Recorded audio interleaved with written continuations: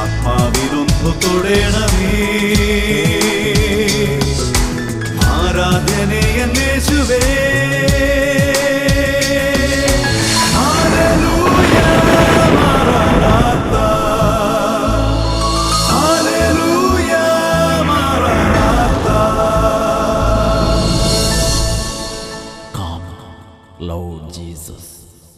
Price the lord. ഹല്ലേലൂയ. ഈശോയിൽ ഏറ്റവും പ്രിയപ്പെട്ട സഹോദരങ്ങളെ, നിങ്ങൾക്ക് എല്ലാവർക്കും സെഹിയോൻ ടെലിവിഷൻ്റെ മാറാനാത്ത എന്ന ഈ ആത്മീയ ശുശ്രൂഷയിലേക്ക് അവിടുത്തെ പരിശുദ്ധമായ നാമത്തിൽ സ്നേഹത്തോടെ സ്വാഗതം ആശംസിക്കുന്നു. ഹല്ലേലൂയ. കർത്താവായ ഈശോയുടെ പരിശുദ്ധാത്മാവിൻ്റെ സ്പർശനം ധാരാളമായി നമുക്ക് ലഭിക്കുന്ന അവസരമാണല്ലോ ഈ ശുശ്രൂഷകൾ. ഈ കാലഘട്ടങ്ങളിൽ മാറാനാത്ത ശുശ്രൂഷകളിലൂടെ കർത്താവ് ഒത്തിരി അനുഗ്രഹങ്ങൾ, സൗഖ്യങ്ങൾ നമ്മുടെ കുടുംബങ്ങളെല്ലാം നൽകുന്നുണ്ട്. എല്ലാം നമുക്ക് ഓർക്കാം. അവിടെ നൽകുന്ന പുതിയ ബോധ്യങ്ങളെല്ലാം ഓർക്കാം. ഈ ദിവസം ആ പരിശുദ്ധാത്മാവ് നമ്മളിലേക്ക് ധാരാളമായിട്ട് അഭിഷേകങ്ങളും അനുഗ്രഹങ്ങളും വർഷിക്കുവാൻ ആഗ്രഹിച്ചുകൊണ്ട് ഒരിക്കൽ കൂടി നമുക്ക് അവിടുത്തെ സ്തുതിച്ചെന്ന് മഹത്വപ്പെടുത്താം. ഹല്ലേലൂയ, ഹല്ലേലൂയ, ഹല്ലേലൂയ. യേശുവേ സ്തോത്രം, യേശുവേ നന്ദി. ദൈവമേ സ്തോത്രം, ദൈവമേ നന്ദി. നിന്റെ പരിശുദ്ധാത്മാവിനെ ശുശ്രൂഷകളിലേക്ക് ധാരാളമായിട്ട് വർഷിക്കുന്നതിന് ഓർ നന്ദി പറയുന്നു. സ്വർഗീയ പിതാവേ, ഈ ശുശ്രൂഷയിൽ പങ്കെടുക്കുന്ന ഓരോ മകനിലേക്കും മകളിലേക്കും അത്യുന്നതനായ നിന്റെ ശക്തി അങ്ങ് വർഷിക്കണമേ എന്ന് പ്രാർത്ഥിക്കുന്നു. ഹല്ലേലൂയ, ഹല്ലേലൂയ, ഹല്ലേലൂയ. യേശുവേ സ്തോത്രം, യേശുവേ നന്ദി. ദൈവമേ സ്തോത്രം, ദൈവമേ നന്ദി. പരിശുദ്ധാത്മാവേ സ്തോത്രം, പരിശുദ്ധാത്മാവേ നന്ദി. ഹല്ലേലൂയ. Price the Lord. പ്രിയപ്പെട്ടവരെ, ഈ ദിവസം ഈശോ ഒരന്ധന് കാഴ്ച കൊടുത്ത ആ സംഭവം നമ്മളൊന്ന് ധ്യാനിക്കുകയാണ്. ബൈബിളുള്ള എല്ലാവരും ബൈബിൾ തുറക്കണമെന്ന് ഞാൻ ആദ്യമേ അപേക്ഷിക്കുകയാണ്. മർക്കോസിൻ്റെ സുവിശേഷത്തിൻ്റെ 8-ാമത്തെ അധ്യായത്തിൻ്റെ 22 മുതൽ 26 വരെയുള്ള മനോഹരമായ വാക്കുകളിൽ കർത്താവ് നൽകിയിട്ടുള്ള സൗഖ്യത്തെ മർക്കോസ് സുവിശേഷകൻ വിശദീകരിക്കുന്നത് നമ്മൾ ഈ ദിവസം ഒന്ന് ധ്യാനിക്കുകയും പ്രാർത്ഥിക്കുകയും ചെയ്യുകയാണ്. Price the Lord. ബൈബിൾ പറയുകയാണ്, പിന്നീട് അവർ ബെത്സയിദയിലെത്തി. പ്രിയപ്പെട്ടവരെ, ബൈബിളിൽ വളരെ പ്രാധാന്യമർഹിക്കുന്ന ഒരു പട്ടണമാണ്, ഒരു സ്ഥലമാണ് ബെത്സയിദ. ബെത്സയിദയിൽ വെച്ചിട്ടാണ് ഒരുപാട് രോഗശാന്തികൾ കർത്താവ് നൽകിയത്. നമുക്കറിയാം, യോഹന്നാന്റെ സുവിശേഷത്തിൻ്റെ 5-ാമത്തെ അധ്യായത്തിൽ ആ ബെത്സയിദ കുളക്കരയിലെ രോഗിക്കാണ് കർത്താവ് സൗഖ്യം കൊടുക്കുന്നത്. ബെത്സയിദ എന്ന് പറഞ്ഞാൽ യേശുവിൻ്റെ അത്ഭുതങ്ങൾ കണ്ട സ്ഥലമാണ്. യേശുവിൻ്റെ അത്ഭുതങ്ങൾക്ക് സാക്ഷ്യം വഹിച്ച സ്ഥലമാണ് ബെത്സയിദ. പക്ഷേ ബെത്സയിദയ്ക്ക് ഒരു കുറവുണ്ട്. ബെത്സയിദയിലെ പല ആളുകളും യേശുവിൻ്റെ അത്ഭുതങ്ങൾ കണ്ണുകൾ കൊണ്ട് കണ്ടെങ്കിലും അവർ മാനസാന്തരത്തിൻ്റെ ഫലങ്ങൾ പുറപ്പെടുവിച്ചില്ല. അതുകൊണ്ടാണ് മത്തായി സുവിശേഷത്തിൻ്റെ 11-ാം അധ്യായം 20 മുതലുള്ള വാക്യങ്ങളിൽ ഈശോ ശക്തമായിട്ട് പറയുകയാണ്, കൊറാസീൻ നിനക്ക് ദുരിതം, ബെത്സയിദ നിനക്ക് ദുരിതം. കാരണം നിന്നിൽ സംഭവിച്ച അത്ഭുതങ്ങൾ അന്ന് സൊദോമിലും ഗൊമോറായിലും സംഭവിച്ചിരുന്നുവെങ്കിൽ അവ ചാക്കൊടുത്ത് ചാരം പൂശി അനുദപിക്കുകയായിരുന്നു. ഈശോ പറയുകയാണ്, ബെത്സയിദ നിനക്ക് ദുരിതം. ഏതായാലും ഈ സംഭവം നടക്കുന്നത് ബെത്സയിദയിലാണ്. അവർ ബെത്സയിദയിലെത്തി, അത്ഭുതങ്ങളുടെ സ്ഥലത്ത് അവരെത്തി. പ്രിയപ്പെട്ട സഹോദരങ്ങളെ, കുറേ പേർ ഒരു അന്ധനെ യേശുവിൻ്റെ അടുത്ത് കൊണ്ടുവന്നു. നമ്മൾ തിരിച്ചറിയണം, യേശുവിനെ കണ്ട ആളുകൾ, ഏതെങ്കിലുമൊക്കെ കാലഘട്ടത്തിൽ യേശുവിൻ്റെ വചനം കേട്ട് യേശുവിൻ്റെ പിന്നാലെ വന്ന ആളുകൾ, യേശുവിൽ ദൈവത്തെ കണ്ട ആളുകൾ, കുറേ ആളുകൾ ഒരു അന്ധനെ എന്ന് പറഞ്ഞാൽ യേശുവിനെ കാണാത്ത, യേശുവിനെ അനുഭവിക്കാത്ത, യേശുവിൻ്റെ സ്നേഹം തിരിച്ചറിയാൻ വയ്യാതിരുന്ന ഒരു വ്യക്തിയെ യേശുവിൻ്റെ അടുത്ത് കൊണ്ടുവന്നു. ബൈബിളിലെ വളരെ പ്രധാനപ്പെട്ട ഒരു പ്രമേയമാണത്, യേശുവിൻ്റെ അടുത്തേക്ക് ആളുകളെ കൊണ്ടുവരിക. ഇന്ന് കർത്താവായ യേശു ക്രിസ്തു നിന്നോട് പറയുന്ന കാര്യം അതാണ്, യേശുവിൻ്റെ അടുത്തേക്ക് നീ ആളുകളെ കൊണ്ടുവരണം. നീ യേശുവിനെ കണ്ടതാണ്, അതുകൊണ്ടാണ് നീ TV പെട്ടി തുറന്ന് ഇപ്പോൾ വചനം കേട്ടുകൊണ്ടിരിക്കുന്നത്. നീ യേശുവിനെ അനുഭവിച്ച വ്യക്തിയാണ്, യേശുവിൻ്റെ മാധുര്യം നീ നുകർന്ന വ്യക്തിയാണ്.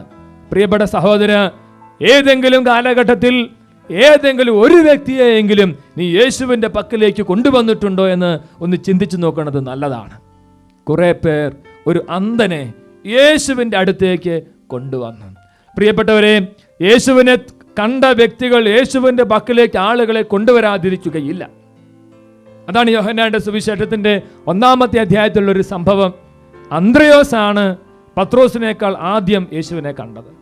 യേശുവിനെ അനുഭവിച്ചറിഞ്ഞ അന്ത്രയോസ്, ബൈബിൾ പറയാണ് യോഹന്നാന്റെ സുവിശേഷം അതിന് 1-ാമത്തെ അധ്യായം 41-42 വാക്യങ്ങൾ, അവൻ ആദ്യമേ തൻ്റെ സഹോദരനായ ശിമയോനെ കണ്ട അവനോട് ഞങ്ങൾ മിശിഹായെ ക്രിസ്തുവിനെ കണ്ടു എന്ന് പറഞ്ഞു അവനെ യേശുവിൻ്റെ അടുത്ത് കൊണ്ടുവന്നു. ബൈബിളിലെ സുന്ദരമായ ഒരു വചനമാണത്. അവനെ യേശുവിൻ്റെ അടുത്ത് കൊണ്ടുവന്നു. ഒരുപക്ഷെ അന്ത്രയോസ് ശിമയോനെ യേശുവിൻ്റെ അടുത്ത് കൊണ്ടുവന്നില്ലായിരുന്നുവെങ്കിൽ നമുക്ക് ആദ്യത്തെ മാർപ്പാപ്പായെ കിട്ടുകയില്ലായിരുന്നു. യേശുവിനെ അറിഞ്ഞ അന്ത്രയോസ് ആദ്യമേ വീട്ടിൽ പോയി. അവൻ ശിമയോനെ യേശുവിൻ്റെ പക്കൽ കൊണ്ടുവന്നു. തുടർന്ന് ബൈബിൾ പറയാം, യേശു അവനെ നോക്കി പറഞ്ഞു, നീ യോഹന്നാന്റെ പുത്രനായ ശിമയോനാണ്, കേഫ, പാറ എന്ന് നീ വിളിക്കപ്പെടും. പ്രിയപ്പെട്ടവർ, അവന്റെ പേര് ഈശോ മാറ്റിക്കളഞ്ഞു, ഒരു പുതിയ പേര് നൽകി. നീ യേശുവിന്റെ അടുത്തേക്ക് ഒരു വ്യക്തിയെ കൊണ്ടുവരുമ്പോൾ അവന്റെ ജീവിതത്തെ ആകമാനം ഈശോ അങ്ങോട്ട് മാറ്റും. സബ്സ്റ്റാൻഷ്യൽ ചേഞ്ച്, ഒരു ആത്യന്തികമായ ഒരു മാറ്റം അവനിലുണ്ടാകും.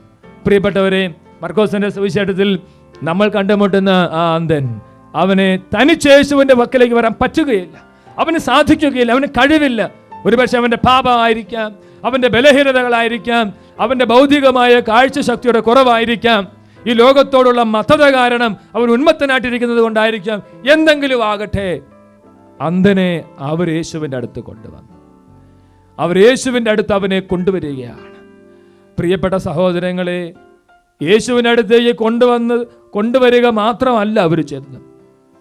അവർ യേശുവിനോട് പറഞ്ഞു, യേശുവേ, നീ അവനെ സ്പർശിക്കണം, അവനെ സ്പർശിക്കണമെന്ന് അവർ യേശുവിനോട് അപേക്ഷിച്ചു. ബൈബിൾ പറയുകയാണ്, അവനെ സ്പർശിക്കണമെന്ന് യേശുവിനോട് അവർ അപേക്ഷിച്ചു.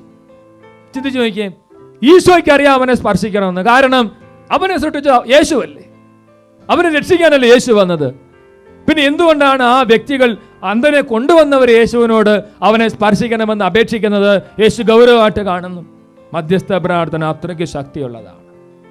മറ്റുള്ളവർക്ക് വേണ്ടിയുള്ള പ്രാർത്ഥന യേശു വിലമതിക്കുന്നു. ഒരുപക്ഷെ ചിലർ ചോദിക്കുന്നുണ്ടായിരിക്കും, യേശുവിന് അറിയത്തില്ല എൻ്റെ കാര്യങ്ങളൊക്കെ, യേശുവിന് അറിയത്തില്ല എൻ്റെ ബലഹീനതകൾ, യേശുവിന് അറിയത്തില്ല. യേശുവിന് അറിയാം, സംശയമൊന്നുമില്ല. നിന്റെ ഉത്തരവാദിത്തമാണ് യേശുവിനോട് അപേക്ഷിക്കുക എന്നുള്ളത്. പ്രിയപ്പെട്ടവരെ, അവർ യേശുവിനോട് അപേക്ഷിച്ചു, കർത്താവേ, ഇവനെ നീ ഒന്ന് സ്പർശിക്കണം, യേശുവേ, ഇവനെ ഒന്ന് നീ സ്പർശിക്കണം. മുട്ടുകുത്തി നമ്മൾ പ്രാർത്ഥിക്കണം മറ്റുള്ളവർക്ക് വേണ്ടി, കർത്താവേ, ഇവനെ ഒന്ന് സ്പർശിക്കണം. കൊച്ചു ത്രേസ്യ പുണ്യവതി ഒരു ദിവസം പേപ്പറിൽ വായിച്ച ഒരു വാർത്ത, ആ ദേശത്തുള്ള വലിയ കൊലപാതകിയായ വ്യക്തി, വലിയ അധർമ്മം ചെയ്ത വ്യക്തി, അവനെ കോടതി തൂക്കിലേറ്റാനായിട്ട് വിധിച്ചു. ത്രേസ്യയുടെ നെഞ്ച് പകഞ്ഞു, അവളുടെ ഹൃദയത്തിൽ സങ്കടം ഉണ്ടായി, ആത്മാവിന് വേണ്ടിയുള്ള തീക്ഷ്ണത അവളിൽ ജ്വലിച്ചു. അവള് മുട്ടുകുത്തി യേശുവിനോട് പറയാൻ തുടങ്ങി, യേശുവേ, നീ ആ വ്യക്തിയെ മാനസാന്തരപ്പെടുത്തണം, നീ ആ വ്യക്തിക്ക് മാറ്റം കൊടുക്കണം. അവളെ മുട്ടുകുത്തി ചങ്കുപൊട്ടി യേശുവിനോട് പറഞ്ഞു. അവള് പറഞ്ഞു, കർത്താവേ, ഒരു മാറ്റം ഉണ്ടാകാൻ ഞാൻ ആഗ്രഹിക്കുന്നു, എനിക്ക് കാണണം. എന്തു സംഭവിച്ചു? പ്രിയപ്പെട്ടവരെ, മരണത്തിന് മുമ്പ് വലിയ ഭാവിയായിരുന്ന വ്യക്തി അവിടെ നിന്നിരുന്ന വൈദികന്റെ പക്കൽ പിടിച്ചിരുന്ന കുരിശുരൂപത്തെ കണ്ടോ, ഓടിച്ചെന്ന കുരിശുരൂപത്തെ പിടിച്ചു വാങ്ങി കെട്ടിപ്പിടിച്ച് ചുംബിച്ചു. അവൻ മരിച്ചു. മാറ്റമുണ്ടായി, മാനസാന്തരപ്പെട്ടവൻ. അതാണ് പ്രാർത്ഥനയുടെ ശക്തി. പ്രത്യേകിച്ച് ആത്മരക്ഷയ്ക്ക് വേണ്ടിയുള്ള പ്രാർത്ഥന യേശു വിലമതിക്കുന്നുണ്ട്. യാക്കോബിന്റെ ലേഖനത്തിന്റെ 5-ാം അധ്യായം 19-20 വാക്യങ്ങൾ. പ്രിയപ്പെട്ട മക്കളെ, യാക്കോബിന്റെ ലേഖനത്തിൽ യാക്കോബ് ശ്ലീഹ ലേഖനം അവസാനിപ്പിക്കുമ്പോൾ പറയുന്ന വളരെ പ്രധാനപ്പെട്ട 2 വചനങ്ങൾ. എൻ്റെ സഹോദരരെ, നിങ്ങളിൽ ഒരാൾ സത്യത്തിൽ നിന്ന് വ്യതിചലിക്കുകയും അവനെ വേറൊരാൾ തിരിച്ചു കൊണ്ടുവരികയും ചെയ്യുന്നെങ്കിൽ, പാപിയെ തെറ്റായ മാർഗത്തിൽ നിന്ന് പിന്തിരിക്കുന്നവൻ തൻ്റെ ആത്മാവിനെ മരണത്തിൽ നിന്ന് രക്ഷിക്കുകയും തൻ്റെ നിരവധിയായ പാപങ്ങൾ തുടച്ചു മാറ്റുകയും ചെയ്യുന്നുവെന്ന് നിങ്ങൾ അറിഞ്ഞുകൊള്ളുവിൻ. നിന്റെ സഹോദരൻ, നിന്റെ സഹോദരി, കുടുംബത്തിലെ വ്യക്തിയോ അയൽപക്കത്തിലെ വ്യക്തിയോ ആരെങ്കിലും ആകട്ടെ, പാപത്തിൽ കഴിയുന്ന ഒരാളെ ആ പാപാവസ്ഥയിൽ നിന്നും യേശുവിൻ്റെ പക്കലേക്ക് കൊണ്ടുവരാൻ പരിശ്രമിച്ചാൽ നിന്റെ സ്വന്തം ആത്മാവിനെ നീ വീണ്ടെടുക്കുന്നു. നിന്റെ നിരവധിയായ പാപങ്ങൾ അവിടുന്ന് തുടച്ചു നീക്കുന്നു. Hallelujah, hallelujah. പ്രിയപ്പെട്ട സഹോദരങ്ങളെ, അന്ധനെ കൊണ്ടുവന്ന ആളുകള് മുട്ടുകൊത്തി ചങ്കുപൊട്ടി യേശുവിനോട് പറഞ്ഞു, കർത്താവേ, നീ ഇവനെ സ്പർശിക്കണം. ഒരു കൂട്ടായ്മയായി അവർ പ്രാർത്ഥിച്ചു. വ്യത്യാസം ഉണ്ടായി. യേശു അന്ധന്റെ കൈക്ക് പിടിച്ചു. ബൈബിൾ പറയാണ്, അവൻ അന്ധന്റെ കൈക്ക് പിടിച്ചു. യേശു അവന്റെ കയ്യിലേക്ക് കയറി പിടിച്ചു. യേശു അവന്റെ കയ്യിലേക്ക് കയറി പിടിക്കുന്നതോടെ വരെ അവർ യേശുവിന്റെ മുമ്പിൽ ചങ്കുപൊട്ടി പറഞ്ഞു, നീ സ്പർശിക്കണം, നീ തൊടണം, നീ ഏറ്റെടുക്കണം. യേശു അവന്റെ കൈക്ക് പിടിച്ചു. യേശു അവനെ ഏറ്റെടുത്തു. പ്രിയപ്പെട്ട സഹോദരങ്ങളെ, പ്രാർത്ഥന നിർത്തരുത്. യേശു നീ പ്രാർത്ഥിക്കുന്ന വ്യക്തിയുടെ കൈക്ക് പിടിക്കുന്നോളം വരെ നീ പ്രാർത്ഥിച്ചുകൊണ്ടേയിരിക്കണം. പ്രിയപ്പെട്ടവരെ, യേശു അവന്റെ കൈക്ക് പിടിച്ചു. യേശു അവന്റെ കൈക്ക് പിടിച്ചപ്പോൾ വ്യത്യാസം ഉണ്ടാകുകയാണ്. ഹല്ലേലൂയ.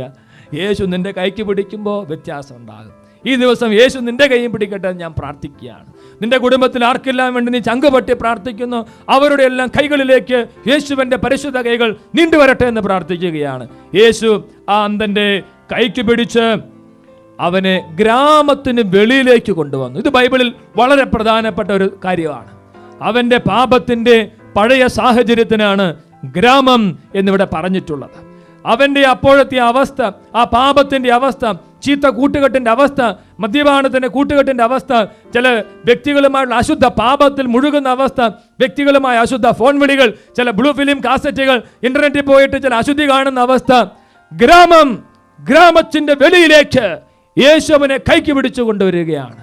പ്രിയപ്പെട്ട സഹോദരങ്ങളെ, പ്രാർത്ഥിക്കേണ്ടത് പ്രധാനമായി ആത്മരക്ഷയ്ക്ക് വേണ്ടിയിട്ടാണ്. ഇന്ന് എത്രയോ പാപമാണ് ഈ ലോകത്തിൽ പെരുകിക്കൊണ്ടിരിക്കുന്നത്. പ്രത്യേകിച്ച് മീഡിയയിലൂടെ, മാധ്യമങ്ങളിലൂടെ എന്തുമാത്രം പാപമാണ്. നമ്മുടെ കുഞ്ഞുങ്ങളും യുവതിവാക്കന്മാരും ഒക്കെ അതിൽ വീണു പോവുകയാണ്. പ്രിയപ്പെട്ട സഹോദരങ്ങളെ, നമ്മുടെ കാൽമുട്ടിൽ തഴമ്പുണ്ടാകട്ടെ. നമ്മുടെ ഹൃദയത്തിൽ അവരുടെ ആത്മരക്ഷയ്ക്ക് വേണ്ടിയുള്ള ഒരു മുറവിളി ഉണ്ടാകട്ടെ. യേശു കൈക്ക് പിടിച്ച് ഗ്രാമത്തിന് വെളിയിലേക്ക് കൊണ്ടുവന്ന് യേശു അവന്റെ കണ്ണുകളിൽ തുപ്പി. പ്രിയപ്പെട്ട സഹോദരങ്ങളെ, കണ്ണുകളിൽ തുപ്പുക, അതിന് പല അർത്ഥങ്ങൾ സഭാപിതാക്കന്മാർ പറയുന്നുണ്ട്. ഒരുപക്ഷെ അവന്റെ അശുദ്ധിയുടെ പാപത്തിന്റെ മ്ലേച്ഛതയിലേക്ക് ഈശോ തുപ്പുകയായിരിക്കും. ഒരുപക്ഷെ ഇന്നും അന്നും ഒക്കെ വിലയില്ലാത്തൊരു സാധനമാണ് തുപ്പൽ. ഒട്ടും വിലയില്ലാത്ത തുപ്പൽ എന്ന് പറയുന്ന സാധനം കൊണ്ട് ഒരു സുഖം നൽകാൻ ഗുരുവിന് പറ്റുമെന്ന് കാണിക്കാനായിരിക്കാം യേശുക്രിസ്തു അവന്റെ കണ്ണുകളിൽ തുപ്പിയത്. ഓശാന ദിവസം യേശു പറയുന്നുണ്ട്, ഈ കഴുതയെ എനിക്ക് ആവശ്യമുണ്ടെന്ന് പറഞ്ഞാൽ ആർക്കും വേണ്ടാത്തതിനെ ഉപയോഗിച്ച് ഉന്നതി പ്രാപിക്കുന്ന ഒരു കർത്താവ്, മഹത്വം പ്രകടിപ്പിക്കുന്ന ഒരു ദൈവം. പ്രിയപ്പെട്ടവരെ, യേശു അവന്റെ കണ്ണുകളിൽ തുപ്പിയതിനു ശേഷം അവനോട് ചോദിച്ചു, നീ കാണുന്നുണ്ടോ? പ്രിയപ്പെട്ടവരെ, അവന്റെ അവസ്ഥ തുറന്നു പറഞ്ഞു. നമ്മൾ കുമ്പസാരിക്കുമ്പോൾ നമ്മുടെ അവസ്ഥ തുറന്നു പറയും. കൗൺസിലിങ്ങിന്റെ സമയത്ത് മനസ്സിന്റെ വേദനയോടൊക്കെ തുറന്നു പറയും. ഇതുപോലെ അവൻ യേശുവിനോട് പറഞ്ഞു, ഗുരു, ഞാൻ മനുഷ്യനെ കാണുന്നുണ്ട്, പക്ഷെ അത് മരത്തെ പോലെ ഇരിക്കുക, നടക്കുന്നതായും കാണും. അവന്റെ കാഴ്ച തെളിഞ്ഞില്ല. ഗുരു ആദ്യം അവനെ കൈക്ക് പിടിച്ച് ഗ്രാമത്തിന് വെളിയിലേക്ക് കൊണ്ടുപോയി അവന്റെ കണ്ണുകളിൽ തുപ്പിയ ശേഷം യേശു അവനോട് ചോദിച്ചിട്ടും അവന് കാഴ്ച തെളിഞ്ഞില്ല. പ്രിയപ്പെട്ടവരെ, അവന്റെ അവസ്ഥ അവൻ തുറന്നു പറഞ്ഞു. മനുഷ്യനെ മരത്തെ പോലെ കാണുന്ന അവസ്ഥ. നമ്മുടെ പലരുടെ അവസ്ഥ അതായിരിക്കാം. മനുഷ്യനെ മനുഷ്യനായി കാണാൻ പറ്റാതെ, മനുഷ്യനെ മൃഗമായി കാണുന്ന, മനുഷ്യനെ വസ്തുവായി കാണുന്ന, മനുഷ്യനെ മരമായി കാണുന്ന ഒരവസ്ഥ നമുക്കുണ്ടായിരിക്കും. മറ്റുള്ള ചില ആൾക്കാർ പറയാറുണ്ട്, അച്ഛാ നോക്കാൻ പറ്റുന്നില്ല, ഏത് സ്ത്രീയെ കണ്ടാലും ചീത്തയായിട്ട് നോക്കാൻ പറ്റുന്നുള്ളൂ. നോട്ടത്തിൽ ഒരുപാട് പാകപ്പിഴകൾ വന്ന അനേകം പേരെ ഞാൻ കണ്ടിട്ടുണ്ട്. ഒരു വ്യക്തി പറഞ്ഞവർക്ക് പരിശുദ്ധാമ്മയുടെ രൂപത്തിലേക്ക് നോക്കുമ്പോൾ അശുദ്ധി തോന്നുകയാണ്. പ്രിയപ്പെട്ട സഹോദരങ്ങളെ, തിരിച്ചറിയണം. അന്ധൻ അവന്റെ അവസ്ഥ തുറന്ന് ഗുരുവിനോട് പറഞ്ഞു, കുമ്പസാരിച്ചു. നീയും ഏറ്റു പറയണം. ഓരോ കുമ്പസാരത്തിലും നീ എളിമപ്പെടണം, നീ ഏറ്റേറ്റ് പറയണം. അവൻ ഏറ്റു പറഞ്ഞു, ഞാൻ മരത്തെ പോലെയാണ് മനുഷ്യനെ കാണുന്നത്, നടക്കുന്നതായും കാണുന്നുണ്ട്. പ്രിയപ്പെട്ടവരെ, അവന്റെ അവസ്ഥ അവൻ എളിമപ്പെട്ട് ഏറ്റു പറഞ്ഞപ്പോൾ ഗുരു വീണ്ടും അവന്റെ മേൽ കൈകൾ വെച്ചു. A second touch of Jesus. അവൻ വീണ്ടും കൈവച്ചു. അവൻ വീണ്ടും കൈവച്ചു. മറക്കരുത്, നിനക്ക് സുഖമുണ്ടാകുന്നോടം വരെ നിന്റെ മേൽ കൈകൾ വെക്കാൻ മതിയായവനാണ് ഈശോ. അവന്റെ കൈകളിൽ ആണിപ്പഴുതുകൾ ഉള്ളതിന്റെ കാരണം നിനക്ക് സുഖമുണ്ടാകാൻ വേണ്ടിയിട്ടാണ്. നിനക്ക് സുഖമുണ്ടാകുന്നോടം വരെ അവൻ നിന്റെ മേൽ കരങ്ങൾ വെച്ചുകൊണ്ടേയിരിക്കും. നീ പറഞ്ഞേച്ചാ മതി, നീ എളിമപ്പെട്ടേച്ചാ മതി. അന്ധൻ എളിമപ്പെട്ടു. നമ്മുടെ ഭാഷയെ പറഞ്ഞ് അവൻ വീണ്ടും വീണ്ടും കുമ്പസാരിച്ചു. അവൻ വീണ്ടും വീണ്ടും അനുതപിച്ചു. അവൻ വീണ്ടും വീണ്ടും തന്നെ എളിമപ്പെടുത്തി. ഗുരുവിന്റെ മനസ്സലിഞ്ഞു. അവൻ വീണ്ടും കരങ്ങൾ അവന്റെ മേൽ വെച്ചു. വീണ്ടും അവന്റെ മേൽ കൈകൾ വെച്ച് ഈശോ ചോദിച്ചു, മോനെ ഇപ്പൊ എങ്ങനെയാണ്? അവൻ സൂക്ഷിച്ചു നോക്കിയിട്ട് പറഞ്ഞു, കർത്താവേ, ഇപ്പൊ ഞാൻ എല്ലാ വസ്തുക്കളും വ്യക്തമായി കാണുന്നുണ്ട്. എല്ലാം വ്യക്തമായി കാണാൻ അവന്റെ കാഴ്ചശക്തി അങ്ങോട്ട് തെളിഞ്ഞു. ഹല്ലേലൂയ. അവൻ വീണ്ടും കണ്ടു. അവൻ വീണ്ടും കാണുകയാണ്. അവൻ വീണ്ടും ദർശിക്കുകയാണ്. ഹല്ലേലൂയ. പ്രിയപ്പെട്ട സഹോദരങ്ങളെ, അവൻ വീണ്ടും കണ്ടു. സഹോദരനെ സഹോദരനായി, സഹോദരിയെ സഹോദരിയായി, ഭർത്താവിനെ ജീവിതത്തിന്റെ പങ്കാളിയായി കാണാനുള്ള ഒരു കാഴ്ചശക്തി അവന് വീണ്ടും കിട്ടി. അവന് വീണ്ടും കിട്ടി. ഒരുപക്ഷെ വചനം കേട്ട് പ്രാർത്ഥിച്ച് നവീകരണത്തിലേക്ക് വന്ന വ്യക്തിയായിരുന്നു നീ. പക്ഷെ വീണ്ടും വീണുപോയി. എങ്കിലും നീ യേശുവിന്റെ പക്കൽ വീണ്ടും മുട്ടുകുത്തിയാൽ അവൻ വീണ്ടും നിന്നെ സ്പർശിക്കും. അവൻ വീണ്ടും നിന്നെ തലോടും. നിനക്ക് വീണ്ടും അവനെ കാണാൻ പറ്റും. ഹല്ലേലൂയ. പ്രിയപ്പെട്ടവരെ, അവൻ വീണ്ടും എല്ലാം വ്യക്തമായി കണ്ടപ്പോ ഈശോ അവനോട് പറഞ്ഞൊരു കാര്യമുണ്ട്. ഗുരു അവനോട് പറഞ്ഞു, നീ ഗ്രാമത്തിൽ പ്രവേശിക്കരുത്. നീ നിന്റെ പാപത്തിന്റെ പഴയ അവസ്ഥകളിലേക്ക് തിരികെ പോകരുത്. ഈ ഒരു കാര്യത്തിന് യാതൊരു അഡ്ജസ്റ്റ്മെന്റും ഇല്ല. No compromise. നീ ഗ്രാമത്തിലേക്ക് വീണ്ടും പോകരുത്. ഗ്രാമത്തിലേക്ക് നീ പോകരുതെന്ന് കർശനമായിട്ട് ഈശോ അവനോട് പറയുകയാണ്. ചിന്തിച്ചു നോക്കിയേ, നമ്മളൊക്കെ പാപത്തിലേക്ക് വീണ്ടും വീണുപോയതിൻ്റെ ഒരു പ്രധാനപ്പെട്ട കാരണം ആ ഗ്രാമത്തിലേക്ക് പോയതല്ലേ? ആ കൂട്ടുകാരിലേക്ക് വീണ്ടും പോയതല്ലേ? നിനക്കറിയാം, ഈ ഒരു ഫോൺ വിളിച്ചാൽ ശരിയാകുകയില്ല. ഈ ഒരു വ്യക്തിയുമായിട്ടുള്ള ഒരു സംഭാഷണത്തിലൊരു പാപത്തിന് ചാൻസ് ഉണ്ട്. എന്തേ നീ വീണ്ടും പോയത്? എന്തേ നീ ഗുരുവിന്റെ വാക്കിനെ അവഗണിച്ചത്? നിനക്ക് കാഴ്ച തരാൻ വേണ്ടി അവൻ എന്തോരം കഷ്ടപ്പെട്ടു. എത്രയോ പേര് നിനക്ക് വേണ്ടി മധ്യസ്ഥം വഹിച്ചു. എത്രയോ പേര് നിനക്ക് വേണ്ടി ഉപവസിച്ചു. നിനക്ക് കാഴ്ച കർത്താവ് തന്നതാണ്. പക്ഷേ വീണ്ടും നീ ഗ്രാമത്തിലേക്ക് പോയോ? ചിന്തിച്ചു നോക്കുക. പോയെങ്കിൽ അനുതപിച്ചുകൊണ്ട് ഗ്രാമം വിട്ട് നീ യേശുവിന്റെ പക്കലേക്ക് വീണ്ടും വരണം. പ്രിയപ്പെട്ട സഹോദരങ്ങളെ, ഗ്രാമത്തിലേക്ക് വീണ്ടും പോകരുത്. മനസ്താപ പ്രകരണം എന്ന പ്രാർത്ഥന ചൊല്ലുമ്പോൾ നമ്മൾ പ്രാർത്ഥിക്കാറുണ്ട്, പാപത്തെയും പാപത്തിന്റെ സാഹചര്യത്തെയും ഞാൻ വെറുത്തുപേക്ഷിക്കുന്നു. പാപ സാഹചര്യങ്ങൾ ഒരുപക്ഷെ ചീത്ത സിനിമകളായിരിക്കാം, ചീത്ത കാസറ്റുകളായിരിക്കാം, പുസ്തകങ്ങളായിരിക്കാം, ഫോൺ വിളികളായിരിക്കാം. സാഹചര്യത്തിന് മുറിച്ചു കളയണം, മുറിച്ചു മാറ്റണം, നോ എന്ന് പറയണം. ഗ്രാമത്തിലേക്ക് നീ പോയിട്ട് വിലപിച്ചിട്ട് എന്താ കാര്യം? ഗ്രാമത്തിലേക്ക് നീ പോകരുതെന്ന് പറഞ്ഞ് യേശു അവനെ വീട്ടിലേക്ക് അയച്ചു. ഭവനം അത് സ്വന്തം ഭവനമായിരിക്കാം, അതൊരു പക്ഷേ യേശുവിന്റെ ഭവനമായിരിക്കാം. ദേവാലയം, പ്രാർത്ഥനയുടെ സ്ഥലം. നീ ഭവനത്തിലേക്ക് പോകണം, വീട്ടിലേക്ക് പോകണം. നിന്റെ ഭവനത്തിലേക്ക് നീ പോകുന്നത് നീ കണ്ട യേശുവിന് സാക്ഷ്യം വഹിക്കാനായിട്ടായിരിക്കണം.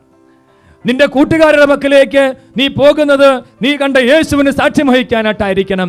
പ്രിയപ്പെട്ട സഹോദരങ്ങളെ, ഈശോ അവനെ വീട്ടിലേക്ക് അയക്കുകയാണ്. ഈ നിമിഷങ്ങളിൽ കർത്താവിന്റെ സന്നിധിയിൽ നമുക്ക് പ്രാർത്ഥിക്കാം, ഉള്ളുനുറങ്ങി പ്രാർത്ഥിക്കാം ഈശോയോട്. പ്രിയപ്പെട്ട സഹോദരങ്ങളെ, കണ്ണുകളെ ഒന്ന് അടച്ച് പ്രാർത്ഥിച്ച്, കഴിഞ്ഞകാല ജീവിതത്തിൽ ഞാൻ യേശുവിനെ കാണാൻ വേണ്ടി എത്രയോ പേരെനിക്ക് വേണ്ടി ചങ്കുപൊട്ടി പ്രാർത്ഥിച്ചിട്ടുണ്ട്. എത്രയോ പേര് ഉപവസിച്ചതിൻ്റെ ഫലമായിട്ടാണ് ഞാൻ യേശുവിനെ കണ്ടത്. യേശുവിനെ കണ്ട ഞാൻ ഏതെങ്കിലും വ്യക്തികളെ യേശുവിൻ്റെ പക്കലേക്ക് കൊണ്ടുവന്നിട്ടുണ്ടോ? ചിന്തിച്ചു നോക്കിക്കേ. കൊണ്ടുവന്നിട്ടില്ലെങ്കിൽ ആത്മാർത്ഥമായിട്ട് അനുദപിക്കാം. ഈശോയോട് പറ, ഈശോയെ, എന്നെ പലരും കൂടെ പിടിച്ച് നിന്റെ പക്കൽ കൊണ്ടുവന്ന് നീ എന്നെ തൊട്ടതാണ്. പക്ഷേ ഞാൻ ആരെയും കൊണ്ടുവന്നില്ല, എന്നോട് ക്ഷമിക്കണം. ഞാൻ ചിലരെ കൊണ്ടുവരാൻ പരിശ്രമിച്ചു, പക്ഷേ ഞാൻ പെട്ടെന്ന് പ്രാർത്ഥനയൊക്കെ അങ്ങോട്ട് നിർത്തി. ഈശോയെ, നീ സ്പർശിക്കുന്നോളം വരെ, നീ കൈക്ക് പിടിക്കുന്നോടത്തോളം വരെ പ്രാർത്ഥിക്കാൻ കൃപ നൽകണമേ. നമുക്ക് ഈശോയോട് പ്രാർത്ഥിക്കാം, എല്ലാം സമർപ്പിച്ച് പ്രാർത്ഥിക്കാം. അനേകർ യേശുവിൻ്റെ പക്കലേക്ക് കൊണ്ടുവരാനുള്ള കൃപയ്ക്ക് വേണ്ടി ഒന്ന് പ്രാർത്ഥിക്കാം. കരങ്ങൾ ഉയർത്തി, ഞാൻ കണ്ട് ഞാൻ അനുഭവിച്ച എൻ്റെ യേശുവിനെ അനേകർക്ക് സാക്ഷ്യപ്പെടുത്തണം. കരങ്ങൾ ഉയർത്തി ഒന്ന് സ്തുതിച്ചാട്ടെ. Hallelujah, hallelujah. കർത്താവേ, നിന്റെ ആത്മാവിനെ മക്കളിലേക്കെല്ലാം ധാരാളമായിട്ട് വർഷിക്കണമേ. അനേകം ആളുകളെ നിന്റെ പക്കലേക്ക് കൂട്ടിക്കൊണ്ടുവരാൻ അഭിഷേകം കൊടുക്കണമേ. നിന്നെ കണ്ടവരാണല്ലോ ഞങ്ങൾ, നിന്നെ അനുഭവിച്ചവരാണല്ലോ ഞങ്ങൾ. കർത്താവെ, ഞങ്ങൾ അനുഭവിച്ച അങ്ങയെ അനേകർക്ക് പകർന്നു കൊടുക്കുവാൻ അഭിഷേകവും കൃപയും ശക്തി നൽകണമേ. മടി മാറട്ടെ, ക്ഷീണം മാറട്ടെ, അലസത മാറട്ടെ. എന്തിനാണ് പ്രേക്ഷിത വേല ചെയ്യുന്നുള്ള ചിന്ത വിട്ടുപോകട്ടെ. ഈ ദൈവമക്കളിലേക്ക് ആത്മാവിന്റെ അഗ്നി കത്തി ജ്വലിക്കട്ടെ എന്ന് പ്രാർത്ഥിക്കുന്നു. ഹല്ലേലൂയ, ഹല്ലേലൂയ, ഹല്ലേലൂയ. യേശുവേ, യേശുവേ, യേശുവേ, യേശുവേ, യേശുവേ, യേശുവേ. ഹല്ലേലൂയ, ഹല്ലേലൂയ, ഹല്ലേലൂയ. യേശുവേ സ്തോത്രം. ദൈവമേ നന്ദി. ഹല്ലേലൂയ മാറാനാത്ത. Come, Lord Jesus.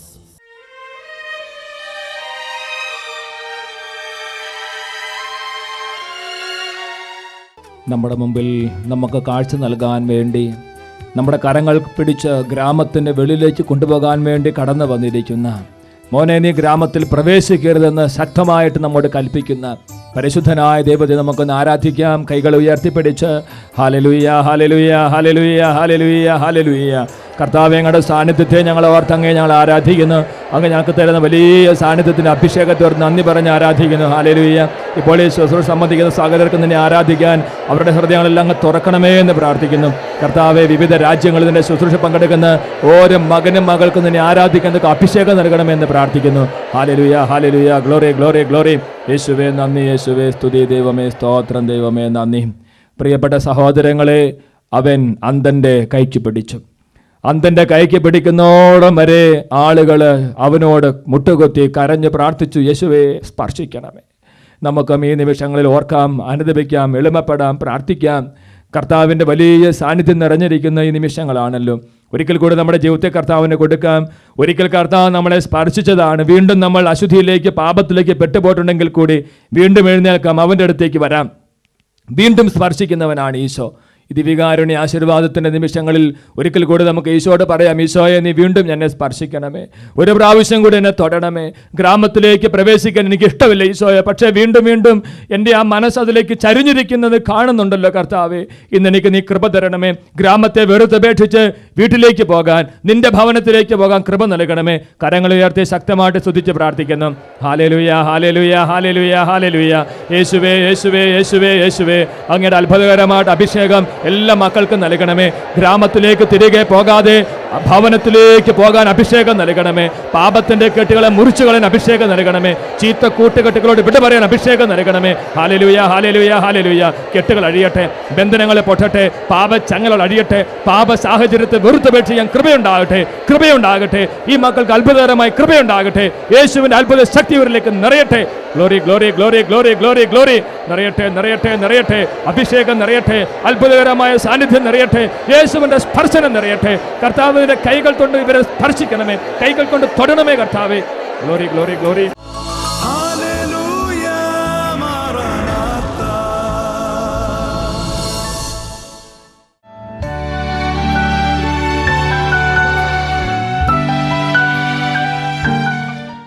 എൻ്റെ പേര് സുനിത.